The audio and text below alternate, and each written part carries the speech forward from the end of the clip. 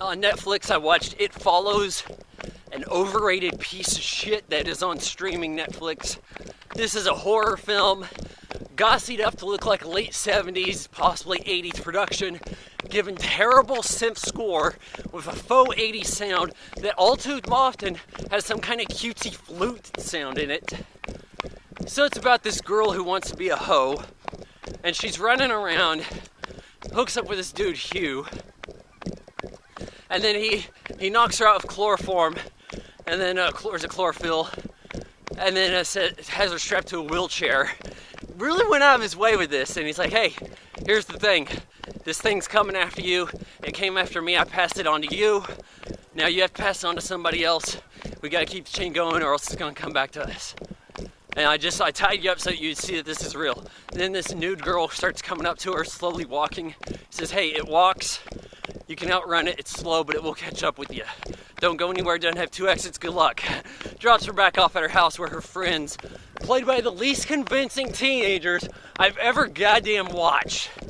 Who talks like these people? Like, you have this nerdy guy that's just ogling the main blonde girl. Her name's Jay. This guy's name is, I don't even remember. And he's just like, hey, maybe we can hook up. He looks like Fred Armisen pretending to be a kid. And so, hey, it's awful. God, the lines in this movie. There's so many points where there's no talking. It's just boring shots because the idiot writer-director couldn't come up with lines. Let's just go to a school and whirl around in 360 because that looks cool. We're going to kind of shoot these scenes like Stanley Kubrick would so that critics like this. You know, you're trying to cover up for your lack of talent as a writer is what you're doing. You painted yourself into a corner because the premise doesn't work at all. How would any victim ever know the rules to this instant killer STD? How? Who would tell them? Who becomes the originator of the curse? They pass it on to somebody and say, hey, if you don't do it, it's going to kill both of us. Like, some good that curse is. It doesn't even add up. And then it's like, you got... you'd have to hope that the next person you gave it to got on a plane to go to an orgy in Japan or something. Otherwise, the premise doesn't work at all. It would be over already. If AIDS worked this fast, we wouldn't be talking about AIDS anymore. It would be over in a week because everybody died almost as soon as they contracted it. I don't even know how they're outrunning this thing. Like, the guy was chill enough to go to the movies, so he goes out of town, that buys him a day or something, is that it? I mean, this guy was really quite methodical. He had time to go get a house as a high schooler, set it up as his base camp, do all the research, plot out everything he's going to do to this chick. So it's not just plotting out how you're going to score with a girl, but how you're going to knock her out and try to get her to hook up with more people. So she has friends that are stupid, and the 2 guys she knows want to climb on her. She convinces one of them to do it because the thing chasing her, it's random people, usually half naked or something, like in the state that they were going to be killed in. But it seems to change its rules. Sometimes it's just a dude on a house staring at her. Why is it not walking for her? Why is it on top of a house? Just because the shot looks cool? It's this guy's mom? Well, then how come it's people she doesn't know also? Like a 7-foot guy. Well, what is with this? What are the rules? You rewrite them in your own damn movie. So, this dude hooks up with her, passes on to a chick at a high school. So you gotta hate him. Not just for sleeping around, but for getting a girl killed. Or continuing the stream of this shit. You gotta hate these people. How can you get behind these characters, top critics on Rotten Tomatoes? No, you guys are tools of nostalgia. You cannot trust movie critics anymore. I tell you time and time again, film criticism died of Roger Ebert. The smartest people in this world, sans myself, do not review movies. That is not a top-level job. That is I was somebody's kid and I wanted a cushy job and I get to sit down and watch movies job. That's not a leader in the industry job. These people are easily tricked by nostalgia. Oh my God, it's got a Sim score. Hey, it's like Drive, but a horror movie that doesn't make sense. So, this guy eventually gets killed by his mom in the It form. And the J, she sees him get ridden to death. And then she goes to her friends and is like, hey, alright, we're gonna go to this pool. And we're gonna trap the thing, set a trap for it at a pool. Oh, okie dokie. So they have like hair dryers they're gonna throw in the pool. Oh, but on the way to the pool, we get I'm an artsy movie writer / director, and I'm gonna say something about race. Hey, I'm gonna have one of these characters randomly say, you know, my parents never let me go past 8 Mile. It's only later on that I realized that's where the suburbs end and the city begins. It's dangerous over here. And it's like, wow, that's like high level shit.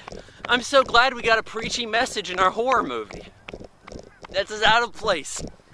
If Sarah Connor and Kyle Reese are fleeing the Terminator, they get in the factory, and Sarah turns around and says, you know, when I was a kid, I used to hang out with black people. I don't anymore. I wonder why that is. Racial relations. Now gives a little wink at the camera, right? That's this shit. So it gets over to the pool, and they're shooting at it. Shit, they shot it before and it just got up. The thing's invisible. And then they decide to put a coat over it, like drape it with something, now they can see it. It gets in the pool, shot fired through the water, hits it in the head and takes care of it. You gotta be kidding me. At what, 4 foot depth? With that gun, that thing ain't doing nothing, it's bouncing off their head and they won't even notice. Water slows down bullets really effectively. That's the damn Mythbusters. So this shit goes down, the pool's bleeding out, you know, the girl's attacked in there. She ain't so much into swimming. She hooked up on more guys prior to this shit too. Hooks up with the dweeb. The worst sex scene I've ever seen in my life. And that ain't to say that I go around looking for a lot of them, but this guy is just a stiff board and she kind of climbs off of him. And they're just like, wow, do you feel any different? Nope. Wow, okay, me neither. Then they go, hold hands, walk down the street. Reverse shot a few times, and then you see that something's following them. Walking a little weird, maybe it's still out there. You know, why did they think it was safe?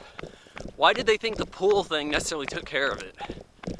I mean, they shot it before. Could they not use spray paint, paint this thing, try to get it known to the general public? I would have had a can of spray paint. That would have been a little simpler. Hey, where is it? Spray paint. All right, we found it. Shoot it. You know, who was to say that bullets would work on this? This was a stupid ass movie. If you liked it, go ahead and unsubscribe. Yeah, I give It Follows in part because sometimes the production value wasn't so bad. Some of the effects were not so bad. You know, some of these shots, it could have looked worse. It had a pretty good production value for as cheap as I imagined it is. It is a Dimensions film.